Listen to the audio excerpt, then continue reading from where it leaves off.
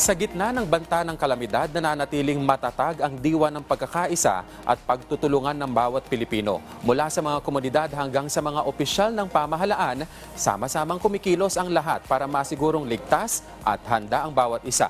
Ang detalye sa sentro ng balita ni Floyd Brenz.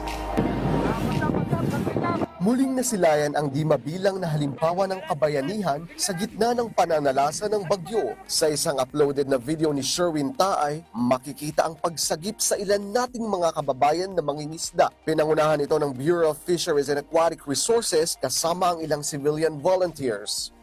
Sa isang bahagi naman ng kalsadang ito na nagmistulang ilog dahil sa baha, makikita sa video na nakaalalay ang ilang residente sa paghawak sa isang bangka, maitawid lang ang ilan nating kababayan.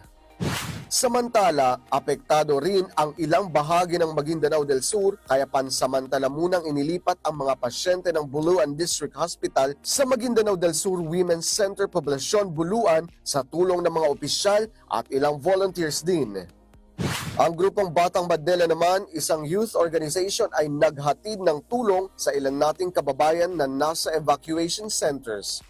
Ang mga residente ng Ivana, Batanes, nagsimula ng maghanda para sa posibleng epekto ng bagyong Nando sa kanilang probinsya. Nagkaisa sila sa pagpapalakas ng bubong ng simbahan at pagtakip sa mga bintana. Sa kasalukuyan, ang probinsya ay nasa ilalim ng Signal Number 2. Hindi maiiwasan ang anumang unos na pwedeng dumating, pero magagawa nating maiwasan ang matinding epekto nito kung sama-sama tayo sa pagprotekta sa bawat isa.